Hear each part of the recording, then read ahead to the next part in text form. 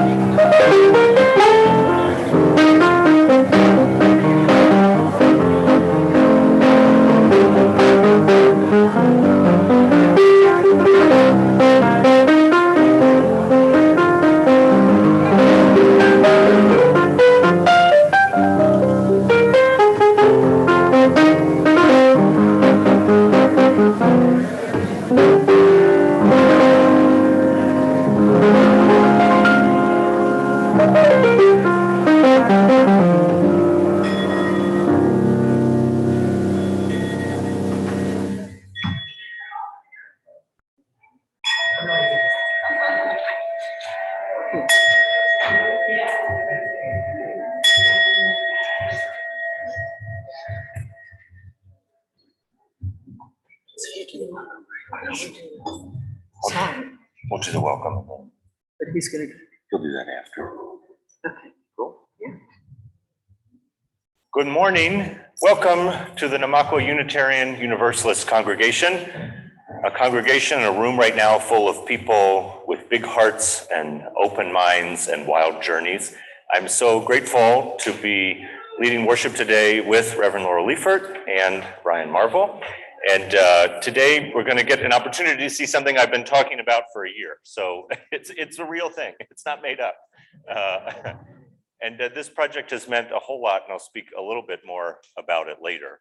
But we'll begin with our chalice lighting. Today's chalice lighting is the poem Roses by Mary Oliver. And I shared this poem with all the guys who made the film on the night before they watched it for the first time.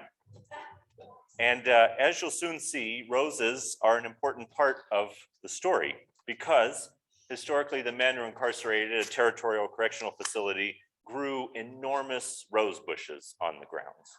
They don't exist anymore, but you can see some of the stumps of them that are still there. And so this morning I invite you, as I invited them, to lean into the possibility of being entirely present in this moment as yourself, as we are all together. Everyone now and again wonders about those questions that have no ready answer. First cause, God's existence, what happens when the curtain goes down and nothing stops it. Not kissing, not going to the mall, not the Super Bowl. Wild roses, I said to them one morning, do you have the answers? And if you do, would you tell me? The roses laughed softly. "Forgive us," they said, "but as you can see, we are just now entirely busy being roses." So I invite you to stand in body or spirit and sing with us number 151, I Wish I Knew How.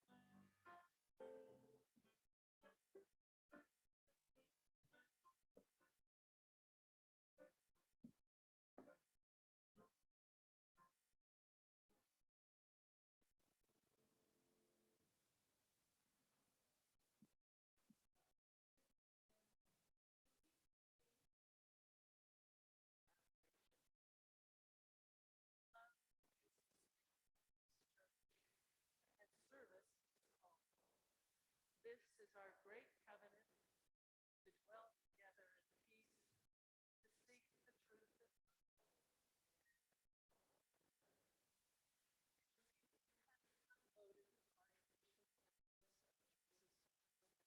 so that we can have time to fully enjoy this.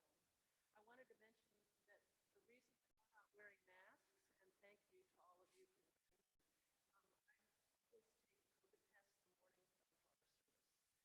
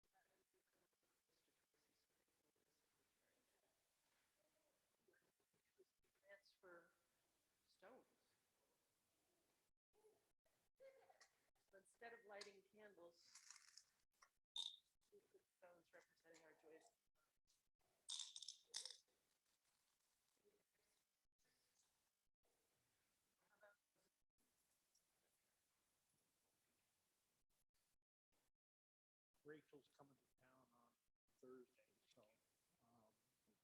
real happy to going to see her. So Rachel is going to make Pete and Jen a grand in the fall. Thank you. And none on Zoom. Okay. So I'll just put all of these. So if you please repeat after me. In our joy and in our sorrow, we are not alone.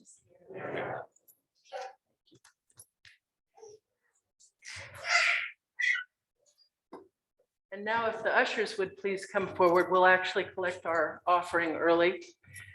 Our half plate recipient this quarter it's called Saint, which I think some of you either drive for or have used. It's Senior Alternatives in Transportation. It's a free service.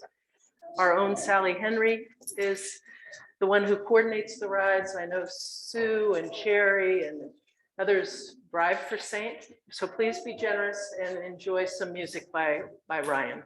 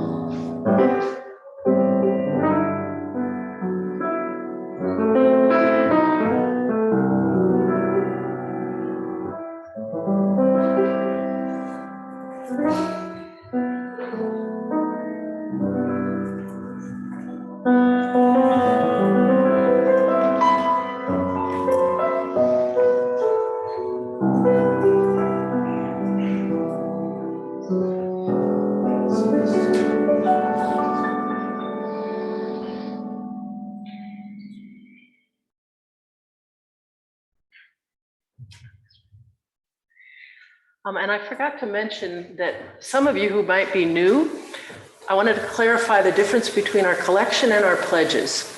So our collection is what is collected in the baskets each Sunday.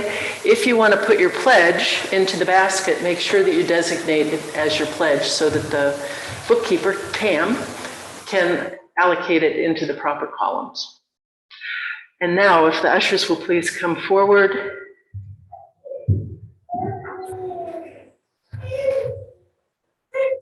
Let's bless our offering. So repeat after me. We dedicate ourselves, and these are our offerings. We dedicate ourselves, and these are offerings. To the vision of this congregation. To the vision of this congregation. Which is to radiate love, peace, and justice. Which is to radiate love, peace, and justice. And work together to build beloved community. And work together to build beloved community. Thank you.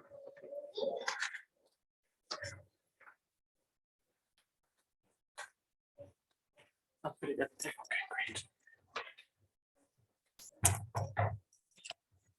Last year, I got contacted by the warden of Territorial Correctional Facility, and he said he wanted to create a 150th celebration for the prison. And I said, I'm not going to do that. And he said, can we come up with something else then? And so what you're going to see today is what we came up with. My passion deep in my heart is making theater. And the word theater in Greek roughly translates to the seeing place, the place where we get to see things together, which is part of why I wanted us all to be looking at the same screen today, all looking at the exact same thing at the same time. We get to see it. But people who are inside don't get to be seen. And that's on purpose. We hide them and we act like they don't exist. And we do everything we can to make them feel less than human on the outside and on the inside. And the first night that I showed this film in the prison, when I read that Wild Roses poem to the guys, we had 150 guys from general population come into the gym to watch the screening of the film. And afterward, this guy, whose name is Roy, came up to me, and Roy's in my class on Saturday mornings, and he's been incarcerated since the 80s. And he said, I used to be a porter when the death chamber moved to a different facility. And he was the porter for death row, meaning every day he mopped the floors in front of the cells for the guys that are on death row in Colorado. And on a Thursday, one of these guys was to be executed on a Sunday night. And on Thursday, the guy slid a picture of himself under this door. And he said, Roy, will you remember me? And he didn't have anyone come to his execution. And he didn't have anyone who would remember him outside of there. But Roy remembers him. And Roy told us this on Saturday morning because he saw this picture that's a part of the film. And Roy said, this is exactly what being in prison feels like. You're pressing your face against the glass to the sun every day, but no one's on the other side looking back in at you. And so I hope that this film is an opportunity for us all to begin to look back inside and to realize the rich, beautiful lives that are in there, the incredible possibility that prison holds, and the possibility that redemption has for all of us. So with that, this is These Walls. Should we have the lights off? Oh yeah, I'll turn them off.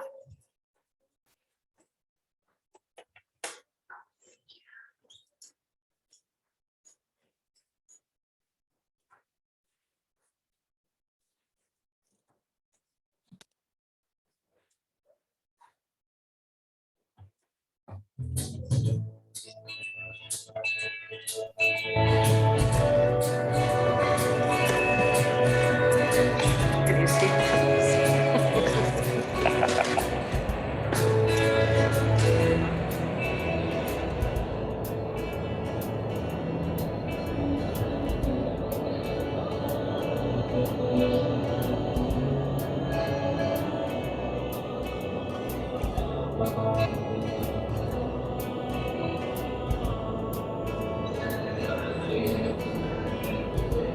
They say everything can be replaced. Every distance is not near.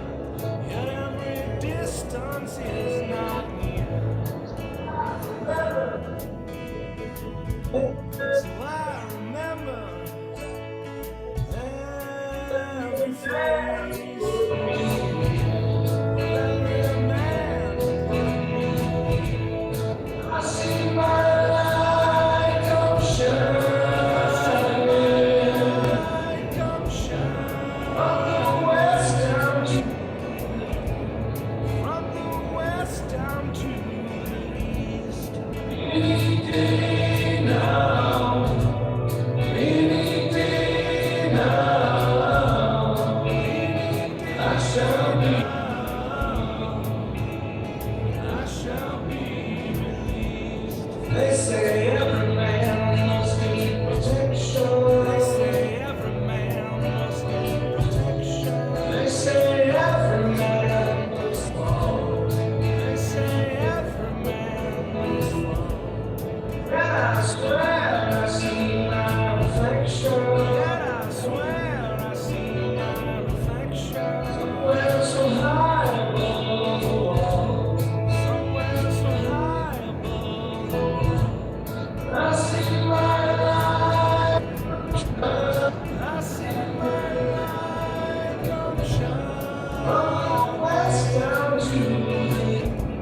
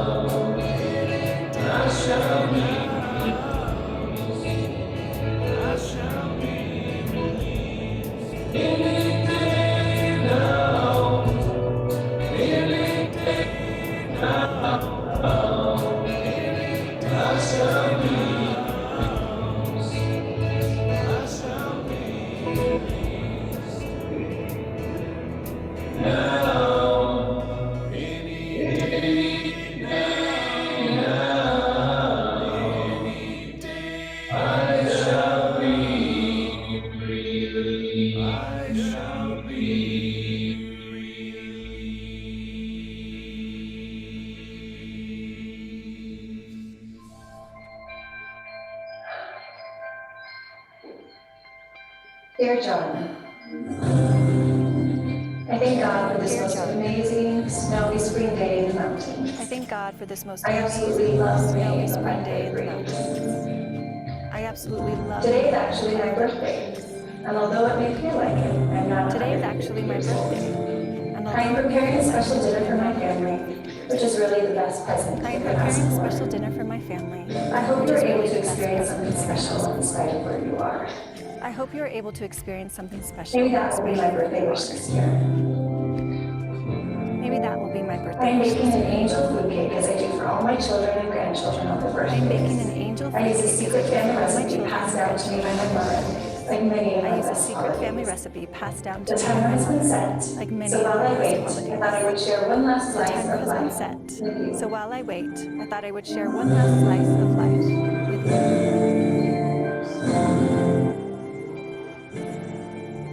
Dear Susan, although May has ended and June has arrived, I hope it's not too late to wish you a happy birthday. And June has I felt like I was at the I hope table it's with not you too late enjoying to what wish you a undoubtedly happy was a birthday. beautiful dinner. I felt like I was at Something the table with spiritual you about enjoying what enjoying a meal undoubtedly with the was ones a you love. beautiful dinner. I There's miss something that. spiritual about enjoying a meal with the ones you love. My mother taught me many lessons growing up, but how to bake a cake was my favorite. My mother taught me many She always lessons seemed so growing full up, of- but how to bake a cake was my favorite.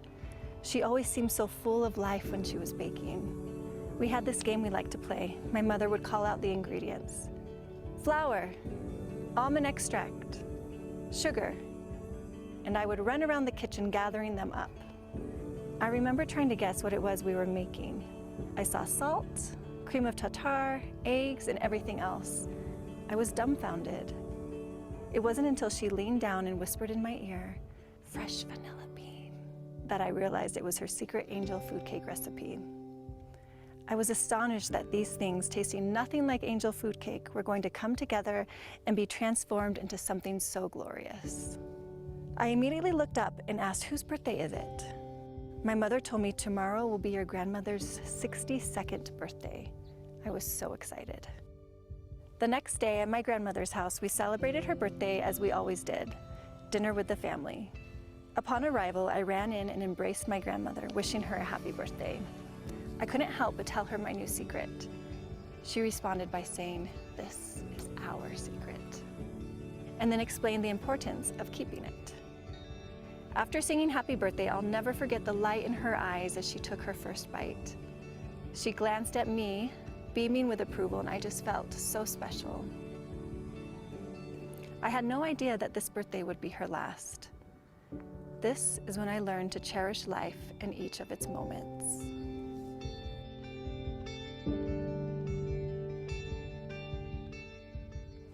I remember as a young boy being at my grandfather's birthday party, running around teasing him for being so old. I made the mistake of getting too close to his chair, and he snatched me up in his arms and sat me on his lap, tickling me.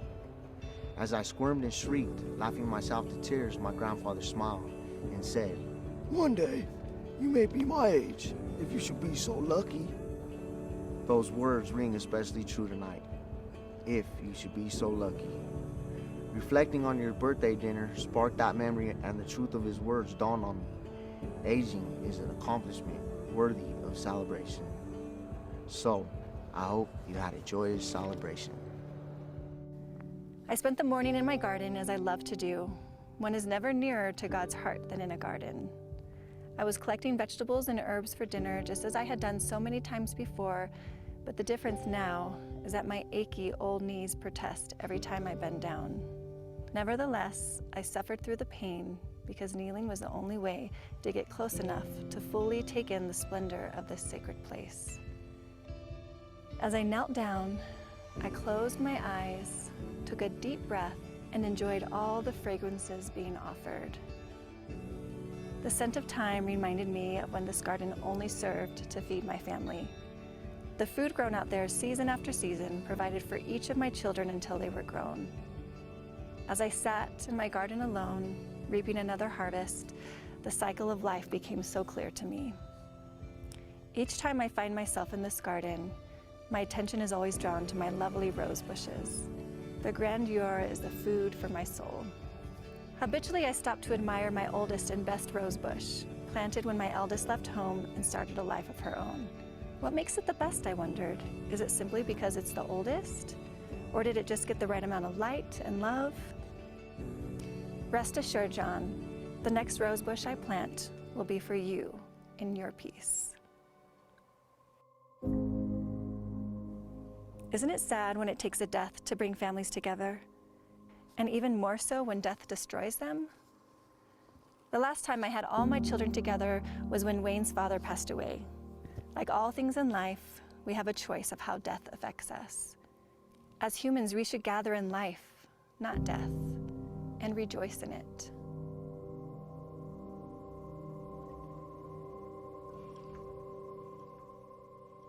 When I was a young lady, I had a friend that married a man named Cece Shepard.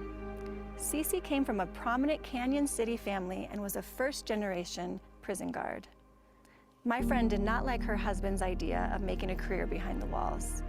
She worried that their children would follow in their footsteps, and she thought it was much too dangerous working among all those desperate characters, even if they were only longing for freedom, dignity, respect, and love.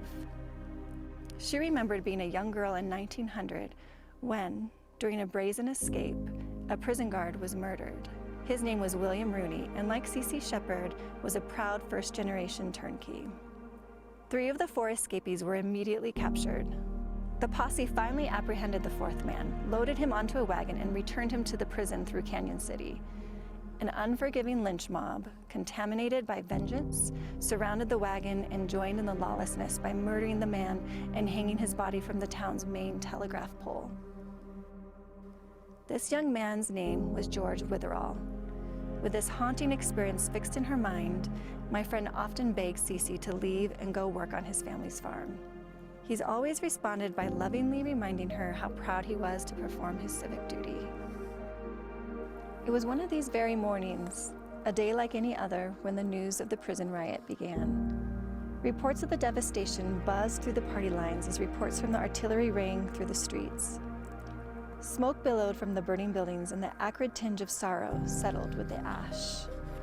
Cece Shepard, along with 15 other men, inmate and officer alike, tragically lost their lives that day. I attended Cece's funeral service, and during the eulogy, my heartbroken friend acknowledged the man she loved gave his life in the service of others. Her peace had come from somewhere else altogether. She embraced him every morning before he left for work, sending him off with her love, just like every day might be their last. Her solace came from her goodbye.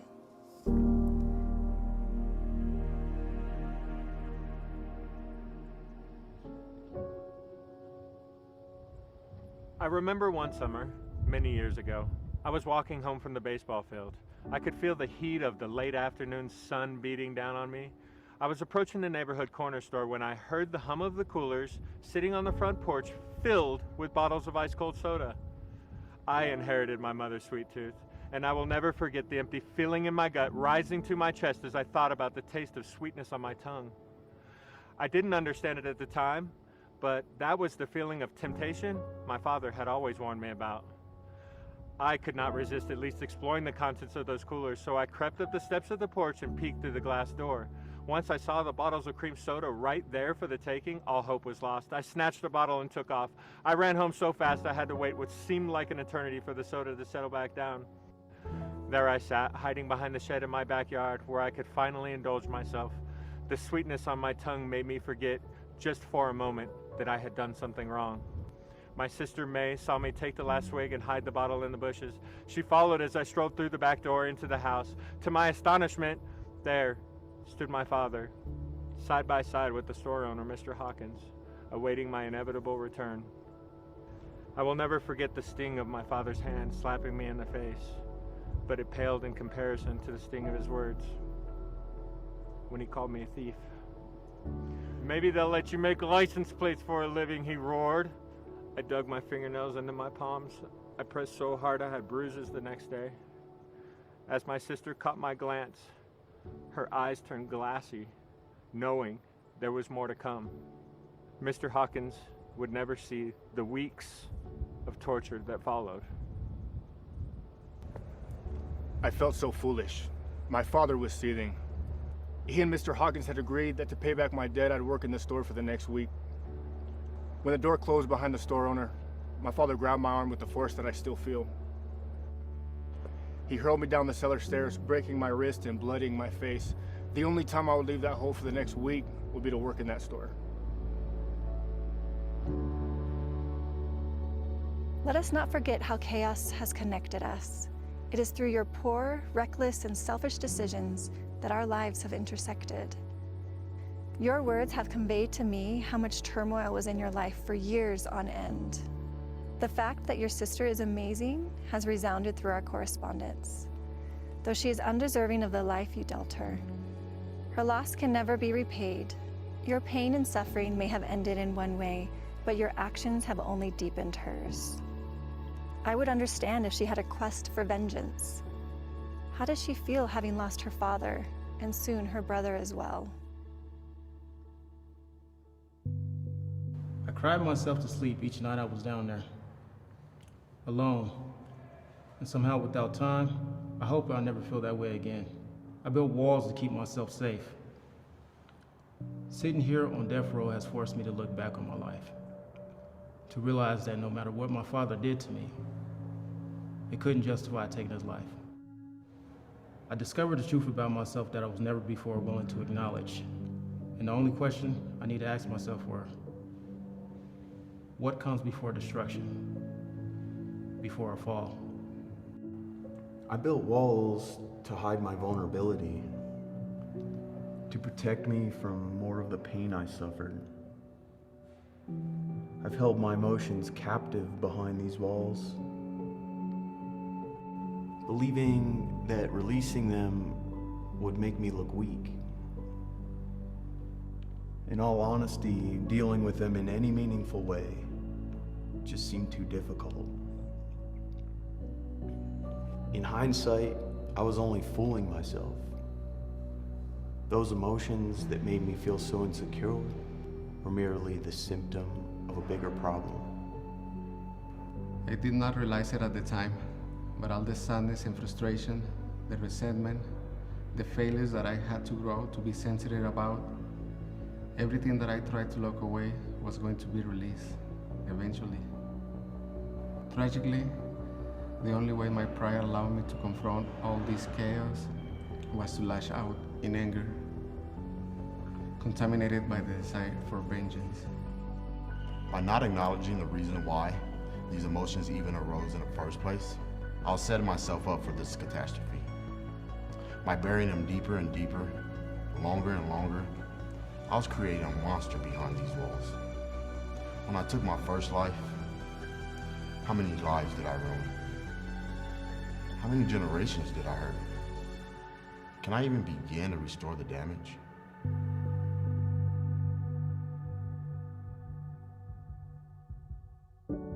My late husband once took me on a weekend drive to Cañon City.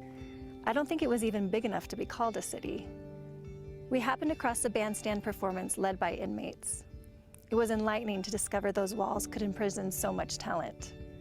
All of the townspeople seemed to be there, and even other inmates were spectating from the crowd. The music was uplifting, melodic, and fun. I will never forget the overwhelming feeling as I recognized the humanity in their music. It was there I met the only other prison warden I ever knew, besides my son. His name was Warden Tynan. He reminded me of a politician as he boasted about his inmate labor crews. He told me about how these men felt a sense of redemption in their hard work, and under his direction, they carved out 2,000 miles of Colorado's scenic thoroughfares. After enjoying the novelty of the soda spring, still in tune with our wonderful experience watching the band, we craved to take in more beauty. So we took heed to his advice and went on a slow ride up Skyline Drive. We found a place to park overlooking the city, and our only lights were those coming from behind the walls and the starlit sky. When Wayne was a young boy, I remember we had taken him to see the movie Cañon City on the big screen. It was so interesting seeing those walls from the inside. We even caught a glimpse of Skyline Drive. Wayne absolutely loved Roy Best and how dramatic he was as he played himself. As hard as I tried to instill in him my love of baseball, even playing with him in the sandlot for hours, for as long as my body would allow, all he would ever talk about was Warden Roy Best. Around the time Wayne was 11, he and his friends snuck into Mr. Williams' pumpkin patch to practice their home run swings. I'll never forget Mr. Williams showing up at my front door with his arm around my son's shoulders. Wayne's head hung low in shame. Mr. Williams explained what Wayne had done, and he handed him over to me, and he smiled, silently acknowledging that boys will be boys. I took Wayne in, sat him down at the kitchen table, and taught him the lesson of respecting other people and their property. Wayne felt so ashamed that his enthusiasm to play baseball disappeared. I wonder how Wayne's action that day affected his life. I wonder what he sees when he looks in the mirror. What do you see when you look in the mirror? How have your actions affected him? Does he see himself as the warden standing proud, reveling in his civic duty? Or will part of him wither away when he turns the knob? He will not speak to me very much about his job. He will not allow me to help carry his burden. I just pray that he knows, even though I am against what he is charged to do, I love him unconditionally, just as your sister loves you. Susan, thank you for writing to me. Your letters have been such a blessing. Receiving mail behind these walls means so much to us. I must admit, I was taken aback the first time I received a letter from you. I could not comprehend why a stranger would reach out to me, the wretched man that I am. Furthermore, I was shocked the warden was allowing our correspondence once I realized who you were. Up to this point, I have not had many interactions with him, and you have rarely mentioned him in previous letters. So learning about his childhood gave me pause. I'm ashamed to say, I always saw him as my executioner. Reading about the two of you playing baseball in the sandlot forced me to acknowledge that he was someone's son. In fact, he's the son of a woman I consider a dear friend.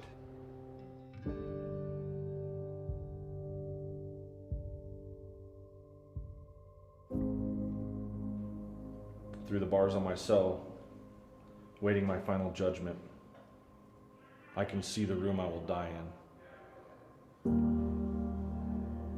I am no longer tormented by the dreams that have died.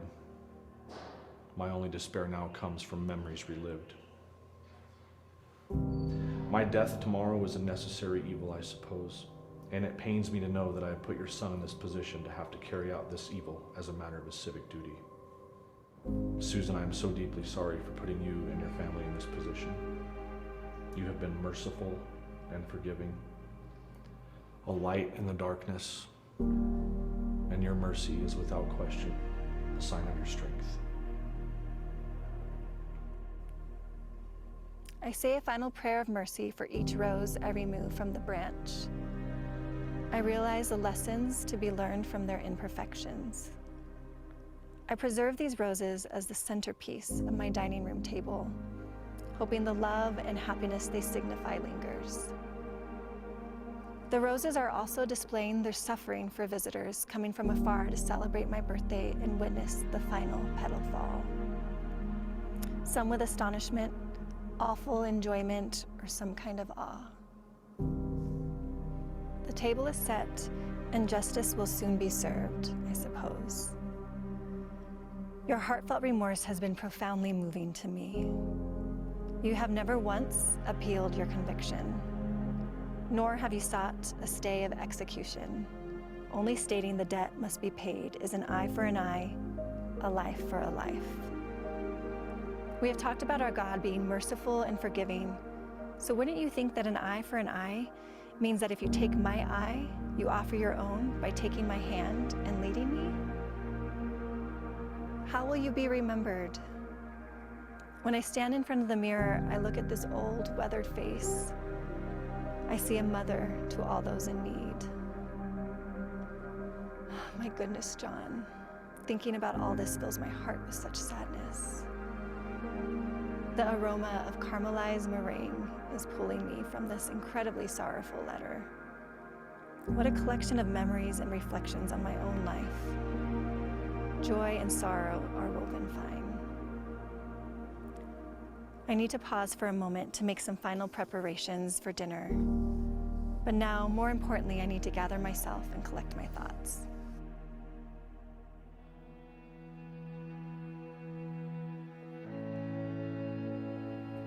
May and I had dinner a little while ago. It was so much harder than I expected. I haven't thought about food the past few days, as you can imagine. In fact, I haven't thought about food until I read your letter about your angel food cake. May was in no mood either.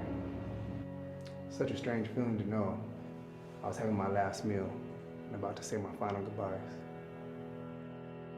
No one is prepared for an experience like that.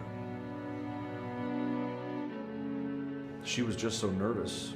Seeing her so out of sorts made me feel the deepest sadness I've ever felt. All I could think was, my God, what have I done? Please forgive me. Please forgive me.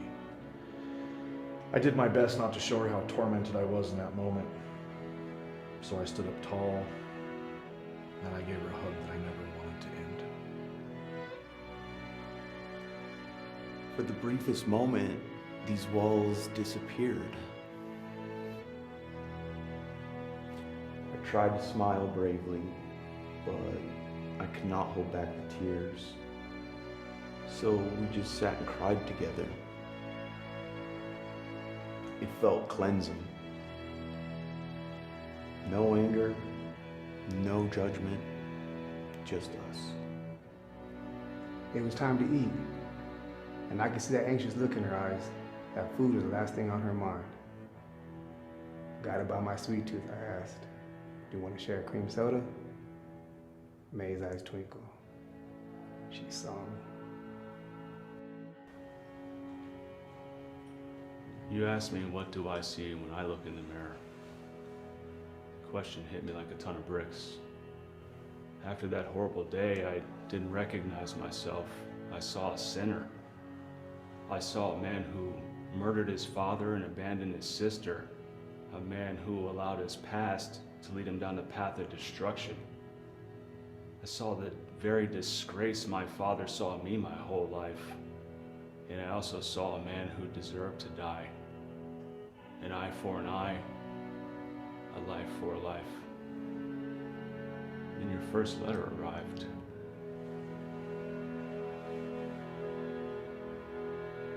When you reached out to me, Susan, I was resting in the company of the dead.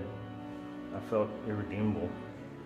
It was your words of wisdom that flooded my heart like a rushing stream, filling me with hope and humanity. You did not judge me or condemn me. You constantly remind me it's never too late to do the right things. You also never minced your words together. You told me the hard truth that a man in shorter time needed to hear. Your kindness changed me, Susan, and I'm infinitely grateful for our friendship.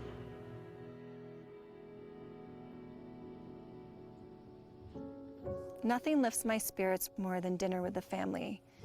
It was as it always is. They fill their bellies with nourishment as my cup runs over with love and satisfaction. I have provided for all, which has, in turn, provided for me. I have struggled finding the words to close, knowing that they will be the last words I'm able to afford you.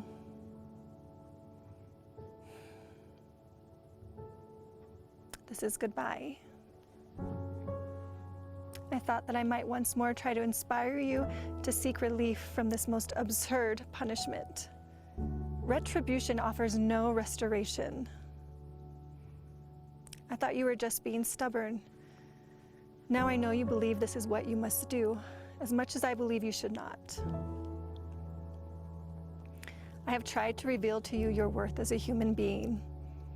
yet you remain firm in your resolve. I will never admit that you have convinced me of your perspective. I will, though, however much it pains me, support you in this decision, just as I support Wayne in his. You have brought about profound change in yourself and others, and through that, your cup is full. Always, Susan. P.S. Please allow me to extend my family tradition to your sister by sharing an angel food cake with her on her birthday. When is her birthday, John?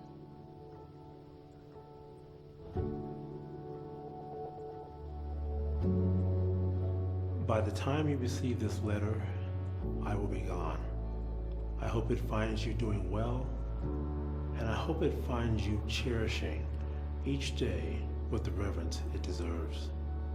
I imagine you'll be in your garden tending to those beautiful rose bushes, making sure each one receives as much light and as much love as you have done for me.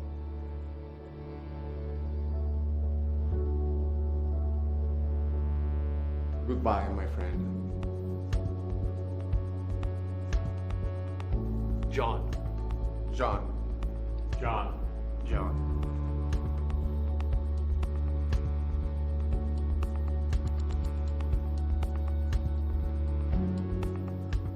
John. John. John.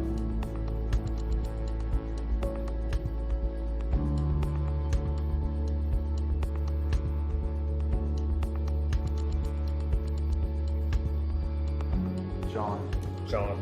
John. John. John. John. John. John.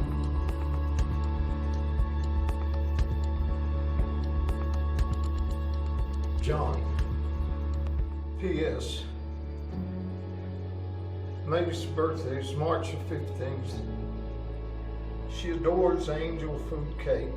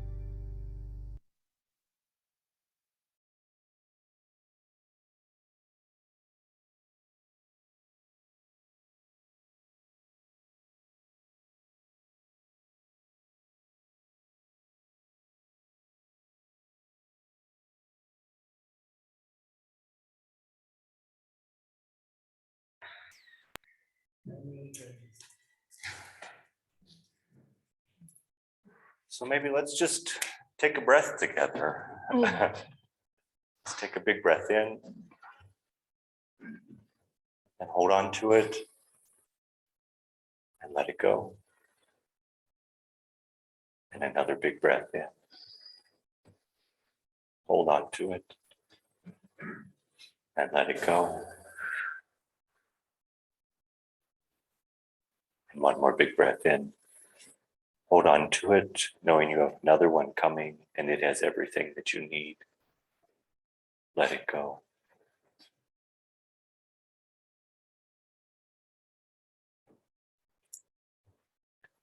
I invite you to stand in body or spirit and sing our closing hymn today. Actually, let's give Claire a round of applause.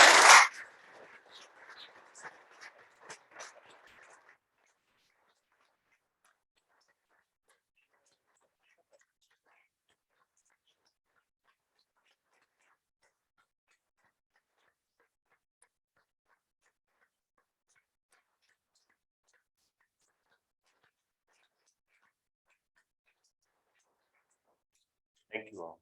Thank you for witnessing this. Yeah.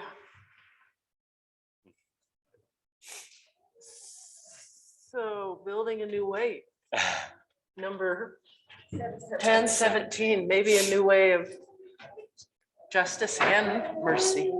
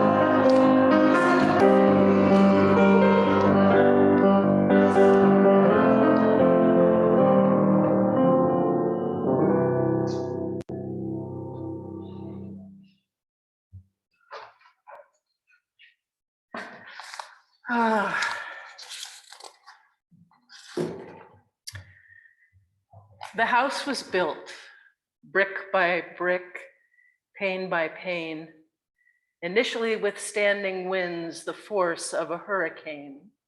But over time, the faults were found. As storm after storm assails, the craftsmanship outdated, in need of reform. The windows break one by one. Under the weight of wrongs, the structure strains, until one day fire catches and only the foundation of good intentions remains. While easiest would be to walk, to abandon, moving on to rebuild, the value is seen by those who have called it home, desires to be fulfilled. Remembering the mistakes, maintaining the hope of freedom, hand in hand, we work, entering a new season. The work is not complete until the walls protect all who live there. No exceptions. Abandonment of all unnecessary despair. A job led by all, not by one. We work long days, turn long nights.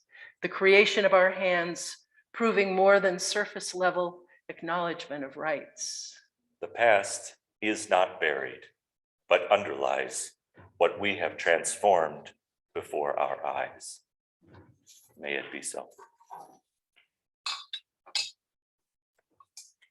Just a few quick announcements before we get to enjoy coffee hour. And actually, speaking of coffee hour, remember that moving pitch of that lovely woman in her pajamas last Sunday? Asking people to sign up to help with coffee hour. And then also Alice Kane, who's coordinating our ushers. If you're interested in helping to usher, please contact them. This week, we have an evensong service here in the sanctuary, a contemplative quiet time, starting at 6:30, not 7 on Wednesday. And then Friday, we're going to have our open mic night, the first one after COVID. And hopefully it might be a tradition that continues. And then next Sunday, we will have some special guests representing the generation that is coming up that will inherit our world, those who will come after us. And then after our service, we will have our spring congregational meeting. So I hope a lot of you will stay for that. We need a quorum. And it's one where we'll look back on the year and all the accomplishments and challenges that we've had, and also have an election and approve the congregational budget. So, pardon? Oh, anyway, that's all I have to say. So do you want to play us out? Okay. So.